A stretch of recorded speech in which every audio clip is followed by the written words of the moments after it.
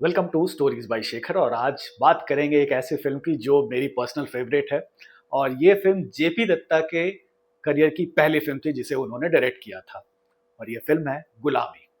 अ, गुलामी की कहानी जो है, मेकिंग, वो बड़ी इंटरेस्टिंग है। एक तो ये फिल्म जो है वो 1985 में रिलीज हुई थी। और ये वो टाइम था जब धर्मेंद्र का करियर थोड़ा स्ट्रगलिंग फेज से गुजर रहा था। क्योंकि 80s से लेकर के 85 के बीच में धर्मेंद्र ने बहुत सारी फिल्में की थी, लेकिन उसमें से मैक्सिमम जो थी वो फ्लॉप हो रही थी। और 80s का जो दौर था, इनफैक्ट शोले के बाद से एक ट्रेंड इंडस्ट्री में आया था मल्टी स्टारर फिल्म बनाने का। जिस तरह से शोले सुपर सुपर हिट हो गई थी, उसके बाद अमर अकबर एंथनी ब्लॉकबस्टर बन गई। तो सारे डिस्ट्रीब्यूटर्स को लगता था कि एक ही फिल्म में अगर बहुत सारे एक्टर्स आ जाएंगे तो ऑडियंस को सारे स्टार्स का जो करिश्मा है वो एक ही फिल्म में देखने को मिल जाएगा, एक कंप्लीट पैकेज हो जाएगा, तो फिल्म चलेगी। सबको लगता था कि ये शोले का जो फॉर्मूला है वो सब फिल्मों में ये फिट बैठेगा और लोग जो है वो इस फॉर्मूला को पसंद करेंगे, क्योंकि हमारे अकबर एंथनी भी हिट हो गई, तो सारी फिल्में उस तरह से होनी चाहिए। और इसी वजह से बहुत सारी फिल्में जो लेट 70s से लेके लेट 90s तक जो बनी है, आप उसमें देखो बहुत सारे एक्टर्स रहते थे। और उनमें से उन मल्टी स्टारर्स में बहुत सारी फिल्मों में धर्मेंद्र जुड़े हुए थे। राजपूत, बगावत, बर्निंग ट्रेन, क्रोधी, बहुत सारी फिल्में।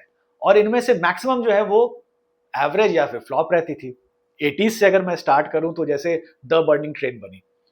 अब उसमें सेंट्रल कैरेक्टर धर्मेंद्र का ही था। उसमें विनोद खन्ना, विनोद मेहरा, जितेंद्र, दुनिया भर के लोग थे। एम्बिशियस फिल्म थी बी आर चोपड़ा की, लेकिन चली नहीं बॉक्स ऑफिस पे। क्रोधी फिल्म को धर्मेंद्र ने ही प्रोड्यूस किया था। प्रोड्यूसर का नाम रंजीत था, जो कि इनके जीजा जी थे, लेकिन प्रोड्यूस तो धर्मेंद्र ने ही किया था। और वो सुभाष घई को लेकर के आए थे। पहले वो फिल्म जो थी वो सिर्फ धर्मेंद्र के अराउंड थी, लेकिन बाद में चूंकि प्रोड्यूसर को लगा कि अरे नहीं, ये बात एक्चुअली जो मैं बता रहा हूँ ये धर्मेंद्र की ही बायोग्राफी में लिखा हुआ है, नॉट जस्ट ए ह्यूमन में। उसी में लिखा हुआ था कि धर्मेंद्र के जो जीजा जी थे वो चाहते थे कि शोले की ही तरह, इनफैक्ट उनका कोट भी है जो उन्होंने सुभाष भाई को कहा था कि शोले की तरह हम फिल्म बनाएंगे और मल्टी स्टारर होगी, वो चलेगी। और उसका खामियाजा ये हुआ कि दुनिया भर के स्टार्स आ गए और सबको इक्वल फुटेज देने के चक्कर में स्क्रिप्ट में इतने चेंजेस हुए कि वो फिल्म बकवास निकल गई और फिल्म फ्लॉप हो गई। राजपूत, सम्राट, बगावत और दुनिया भर की राज तिलक, इतनी सारी फिल्में 80s में आ रही थी और सब में धर्मेंद्र थे और कुछ खास नहीं चल रही थी। इवन जो सोलो फिल्म अली बाबा 40 चोर, वो भी कुछ खास नहीं चली। और जो सोलो फिल्में भी आती थी वो बहुत मुश्किल से एवरेज ग्रॉसर रहती थी। तो उस टाइम पे एक जो बड़ी हिट थी वो थी नौकर बीवी का। हालांकि इन फिल्मों के करने के धर्मेंद्र इन फिल्मों को इसलिए भी कर रहे थे क्योंकि उन्हें अपनी एक्सटेंडेड फैमिली को सपोर्ट करना था। अगर आप धर्मेंद्र की परिवार के बारे में जानते हो तो उनके गांव में बहुत सारे लोग उन पे डिपेंडेंट थे। इसी वजह से धर्मेंद्र जो थे वो स्क्रिप्ट के मामले में बहुत ज्यादा चूजी नहीं थे, जो भी उनके पास आता था काम वो करते रहते थे। और ये 90s में भी हुआ। 90s में अगर आपको याद होगा तो बहुत सारी फिल्में धर्मेंद्र ने की जो कि आज शायद लोगों को याद भी नहीं हो। पुलिस वाला गुंडा, लोहा, मिथुन चक्रवर्ती और गोविंदा उसमें थे। और इवन कांति शाह की भी फिल्म धर्मेंद्र ने कर ली थी, सिर्फ इस वजह से क्योंकि उन्हें अपने परिवार को सपोर्ट करना था। तो इस वजह से अच्छी फिल्मों की जो गिनती है वो थोड़ी कम है। लेकिन इसी दौर में 80s में ही बीच में क्या हुआ कि जेपी दत्ता अपनी पहली फिल्म डायरेक्ट करना चाह रहे थे। जो सबसे पहली फिल्म उन्होंने सोची थी बनाने की वो थी, उसमें उस फिल्म का नाम था सरहद। और उस फिल्म में थे विनोद खन्ना, स्मिता पाटिल।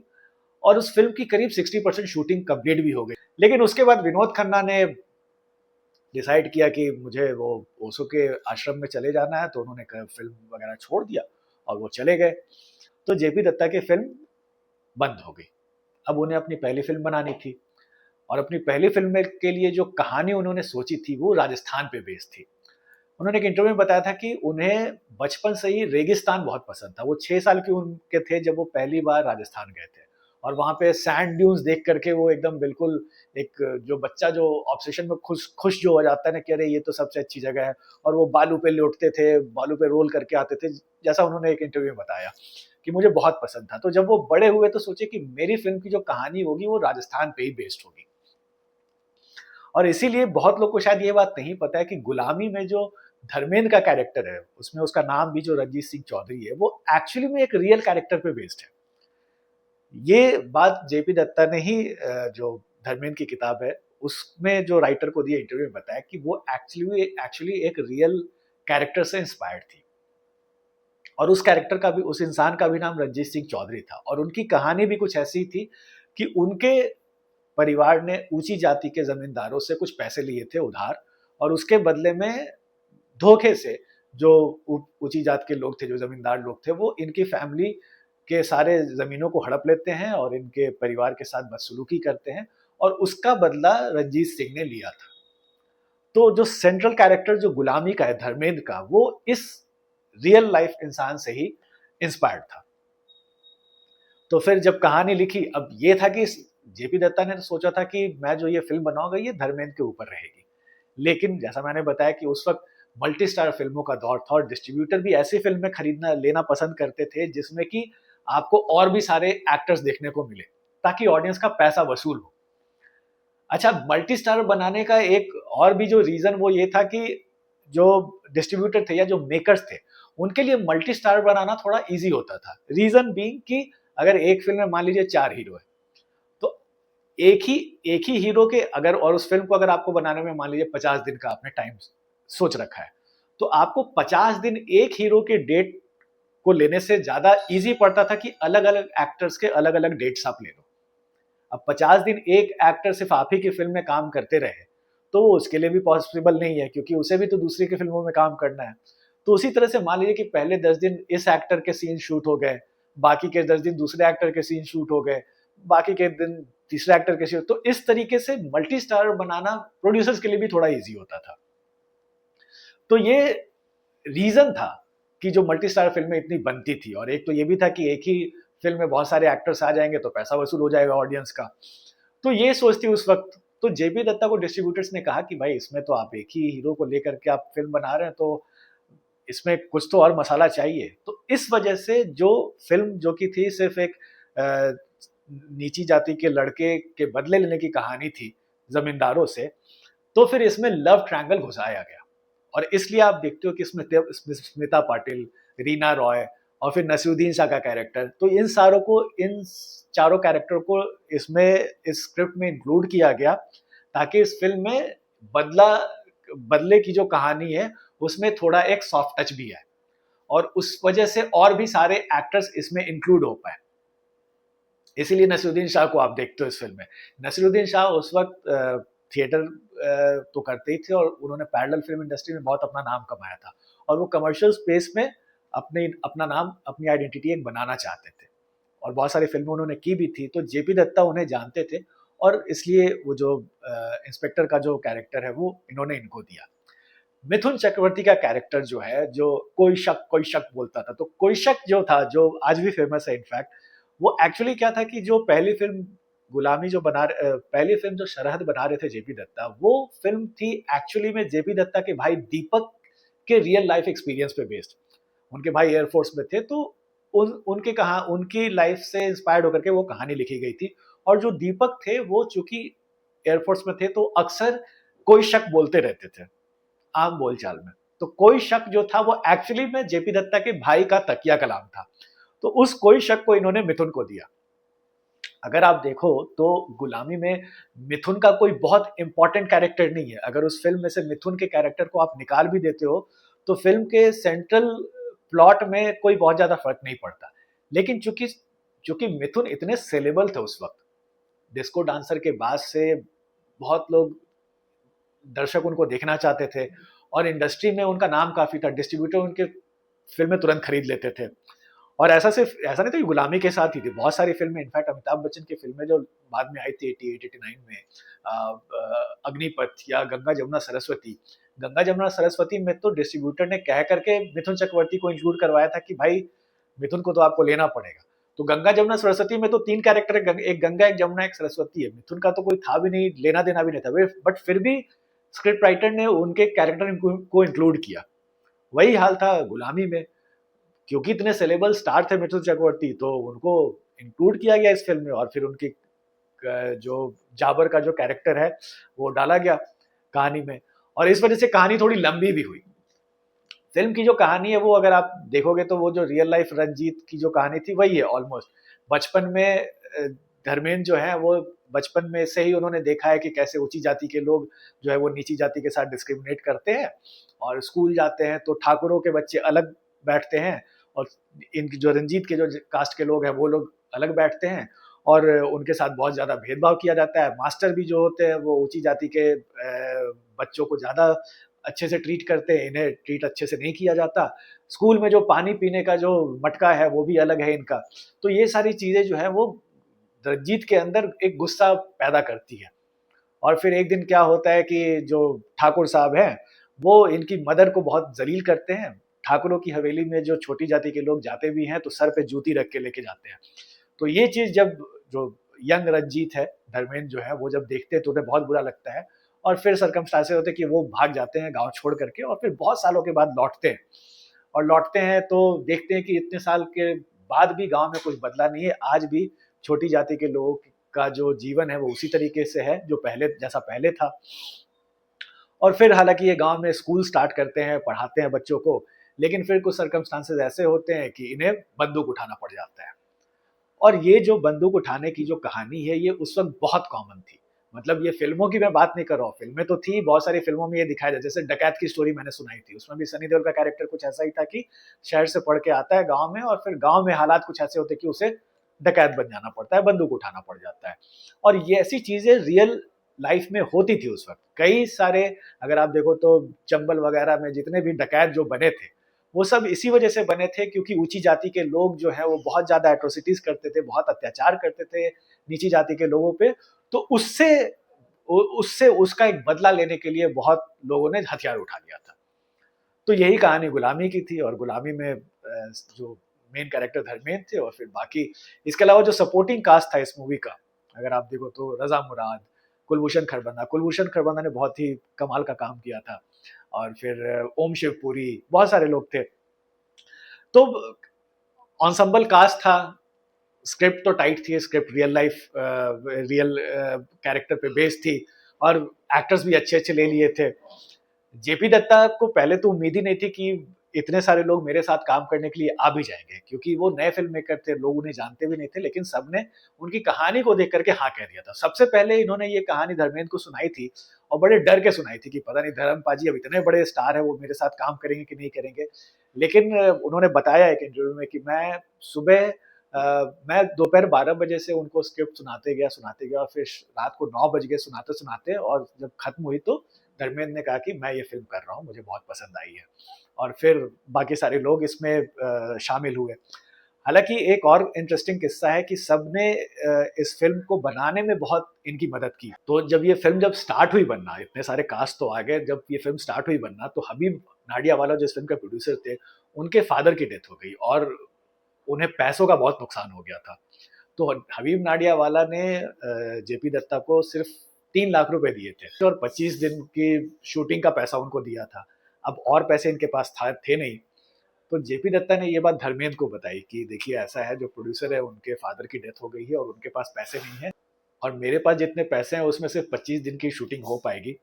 तो धर्मेंद्र ने कहा कि कोई बात नहीं, मुझे पैसे नहीं चाहिए, मैं साथ में काम करूंगा। और फिर धर्मेंद्र ने ये बात बाकी सारे कास्ट को बताई, नसरुद्दीन शाह, स्मिता पाटिल, रीना रॉय, मिथुन चक्रवर्ती, और सबने आगे आकर के मतलब इस फिल्म को कंप्लीट करवाया, अपने पैसे भी नहीं लिए।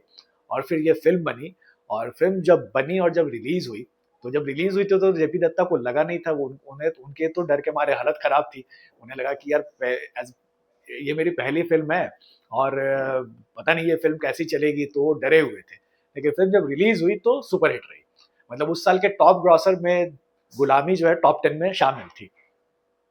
एक और हाईलाइट जो था वो फिल्म का म्यूजिक था। इस फिल्म के गाने जो थे वो गुलजार ने लिखे थे, और जो सबसे हिट सॉन्ग है इस फिल्म का, जिहाले मस्की मुकुन बरंजिश बहारे हिजरा बेचारा दिल है, वो एक्चुअली गुलजार ने अमीर खुसरो जो सूफी पोएट थे, उनकी 13th सेंचुरी की एक पोयम है, उससे उसका इंट्रो लिया था, लिफ्ट किया था, और उसके बाद ये कहा, जो पूरा गाना जो है वो गुलजार ने अपने शब्दों में लिखा।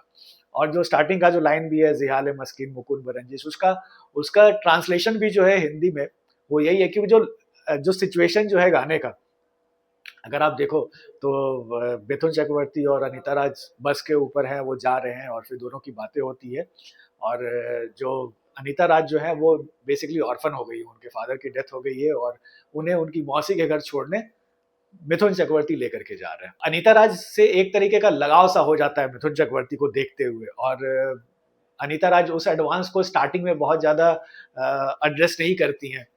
तो जो गाने का जो लिरिक्स है, अगर आप देखो तो उसका उसका लिटरल ट्रांसलेशन जो है वो यही है कि मेरे इस बेचारे दिल को गुस्से या बैर की नजर से मत देखो, ये पहले से ही टूटा हुआ है और जख्मों से गुजरा हुआ है। तो और मिथुन जो है वो फौजी हैं, वो तो सरहद से लौटे हैं, और एक तरीके का इन्हें अट्रैक्शन हो गया अनीता राज से। और अनीता राज के अंदर की भी भावना वही है कि वो ऑलरेडी बहुत दुखी हैं क्योंकि उनके फादर की डेथ हो गई है, वो अकेली है लाइफ में। और ये गाना जो था वो बहुत मीनिंगफुल था, और मतलब जिहाले मस्किन जो गाना है वो अगर आप ऐसे तो आप कभी भी सुन सकते हो, लेकिन खास करके अगर आप जब ट्रैवल करते हुए इस गाने को सुनोगे ना, तो एक अलग ही नॉस्टैल्जिक फीलिंग आएगी। और उसमें भी अगर आप बस में ट्रैवल कर रहे हो और उस वक्त अगर आपको ये गाना बजते हुए सुनाई देता है बस में ही, तो फिर मतलब क्या ही कहना। मुझे बहुत मजा आता था, मैं जब भी कभी गांव या कहीं भी घूमने जा रहा हूँ और बस में हूँ और ये गाना अगर कहीं मुझे चाय के दुकान पे दूर से बजते हुए सुनाई देते, तो एक अलग ही फीलिंग आ जाती थी। तो आई एम श्योर आपको भी आती होगी। आप इससे रिलेटेड अगर आपकी कुछ नॉस्टैल्जिक मोमेंट है तो जरूर मेरे साथ कमेंट में शेयर कीजिएगा, क्योंकि ये मतलब मेरा पर्सनल फेवरेट सॉन्ग है, कभी भी मैं सुन सकता हूँ इस गाने को। और इस गाने का जो कॉम्पोजिशन था वो म्यूजिक जो कंपोज किया था वो लक्ष्मीकांत प्यारेलाल ने किया था। यहीं से एक तरह का एसोसिएशन स्टार्ट हुआ जेपी दत्ता और लक्ष्मीकांत प्यारेलाल का, और उसके बाद ये कंटिन्यू हुआ टिल क्षत्रिय। और बहुत सारे अच्छे अच्छे गाने इन दोनों ने दिए, और फिल्म जो थी बहुत अच्छी थी। जो लव ट्रायंगल की जो मैंने बात बताई कि चूंकि डिस्ट्रीब्यूटर के कहने पे कि भाई ये ड्राई हो जाएगा, इसलिए फिर लव ट्रायंगल इसमें डाला गया। तो अगर आप देखो तो स्मिता पाटिल और धर्मेंद्र हैं, वो दोनों बचपन के साथी हैं, दोनों एक ही स्कूल में पढ़ते हैं और दोनों को एक दूसरे की तरफ एक सॉफ्ट कॉर्नर है, लेकिन वो प्यार का जो इजहार है वो नहीं हो पाता है। और रंजीत जो स्मिता पाटिल है वो इनसे शादी नहीं कर पाती, क्योंकि इनके जो परिवार वाले वो नहीं चाहते हैं कि रंजीत से इसका मिलना जुलना हो। और वहीं रंजीत से प्यार करती है उसी की गांव की, उसी के जात की लड़की एक मोरा जो है, वो प्यार करती है और फिर इन दोनों की बाद में शादी हो जाती है। तो ये जो पूरा जो एंगल जो था धर्मेंद्र, स्मिता पाटिल और नसीरुद्दीन शाह का, ये काफी मैच्योरली इस पूरे इस ट्रैक को हैंडल किया था जेपी दत्ता ने। और फिल्म जो थी बहुत ही बेहतरीन थी, फ्यूडल सिस्टम के अगेंस्ट थी, जमींदारी सिस्टम के अगेंस्ट थी। और जो रियल कैरेक्टर था जो रंजीत का, वो अगर आप लोगों को नहीं पता है कि जब ये फिल्म बनी थी तो वो जो रियल कैरेक्टर रंजीत थे वो जिंदा थे, वो मरे नहीं थे। लेकिन फिल्म के एंड में धर्मेंद्र के कैरेक्टर को मार दिया जाता है। इसके बारे में जेपी दत्ता ने बताया था कि जो हमारा आइडिया था वो ये था कि लोग मर जाते हैं, उनकी सोच नहीं मरती। जैसे गांधी है, गांधी के थॉट को आप नहीं मार सकते। गांधी आज के डेट में नहीं है, लेकिन उनकी जो आइडियोलॉजी थी, उनकी जो सोच थी, वो आज भी जिंदा है। तो जो फिल्म का जो मेन कैरेक्टर रंजीत है, वो वो जमींदारी सिस्टम और जो अपर कास्ट के लोग की जो अत्याचार जो करते हैं, उनके खिलाफ जो लड़ाई है, और वो लड़ाई वो चाहते थे कि जो नीची जाति के लोग हैं वो अपने सीने में जला के रखे हमेशा के लिए। तो अगर वो रंजीत मर भी जाता है तो उसकी जो सोच है, उसकी जो लड़ाई है वो लड़ाई जारी रहनी चाहिए। इसी आइडिया के साथ इस फिल्म को एंड किया गया था जेपी दत्ता ने, इसीलिए फिल्म के एंड में धर्मेंद्र को मार दिया। और जो क्लाइमैक्स का जो शॉट भी जो है, तो जो क्रेडिट रोल जो एंड में जो आता है वो धर्मेंद्र के चेहरे से ही निकलता है। तो धर्मेंद्र के करियर की अगर आप देखो तो ये बहुत ही लैंडमार्क फिल्म थी। ऐसे तो उनका जो एसोसिएशन था पहले जब उन्होंने अपना करियर स्टार्ट किया था ऋषिकेश मुखर्जी और बिमल रॉय जैसे डायरेक्टर्स के साथ, तो वो तो बड़ी मीनिंगफुल पिक्चरें तो थी ही, लेकिन जो सेकंड फेज जो है, जो एक तरह से सेकंड इनिंग जो है धर्मेंद्र का अगर आप कह सको, तो उस फेज में मेरे हिसाब से गुलामी उनकी बेस्ट फिल्म है। आप कितना अग्री करते हैं नहीं करते मुझे कमेंट बॉक्स में जरूर बताइएगा। और यहाँ से एक तरीके से धर्मेंद्र और जेपी दत्ता का एसोसिएशन भी बना, और नॉट जस्ट जेपी दत्ता, उनके बेटे भी इनके साथ काम किए। जेपी दत्ता ने इसके बाद जितनी भी फिल्में बनाई उसमें सनी देओल या धर्मेंद्र जरूर रहते थे। गुलामी के बाद यतीम बनी, उसमें सनी देओल थे। यतीम कुछ खास नहीं चली थी, लेकिन फिर जब बंटवारा बनी, बंटवारा हिट हुई और उसमें धर्मेंद्र थे। फिर क्षत्रिय बनी, उसके बाद हथियार बनी, हथियार में धर्मेंद्र थे। और हथियार को कहा जाता है कि धर्मेंद्र का one of the finest performance है। वो थोड़ा गॉडफादर से उनका कैरेक्टर इंस्पायर्ड भी था, और उसमें संजय दत्त थे। और वो भी फिल्म जो थी उसकी फर्स्ट हाफ जो है वो राजस्थान में शूट हुई थी। फिर उसके बाद क्षत्रिय हालांकि थोड़ी फ्लॉप हो गई थी, उसके रीजंस बड़े अनफोर्सिन थे, और क्योंकि उस वक्त देश में हालात ऐसे थे कि वो फिल्म को थिएटर से हटाना पड़ा था। तो और उसके बाद फिर क्षत्रिय के बाद बहुत साल के बाद फिर उन्होंने बॉर्डर बनाई जिसमें सनी देओल थे। और अनफॉर्चुनेटली बॉर्डर के बाद जेपी दत्ता ने कोई अच्छी फिल्म नहीं बनाई है, जो कि हिट भी नहीं हुई है। तो हालांकि बॉर्डर 2 जो रिलीज हुई उसे डायरेक्ट उन्होंने नहीं किया था और ब्लॉकबस्टर रही, बट जेपी दत्ता को मैं वैसा, I want to see JP Dutta एक गुलामी के तरह की एक पावरफुल फिल्म बनाए जो कि देखने में मजा आए। अगर आपने नहीं देखी गुलामी तो जरूर देखिए, हर किसी को देखनी चाहिए, हर इंडियन को देखनी चाहिए।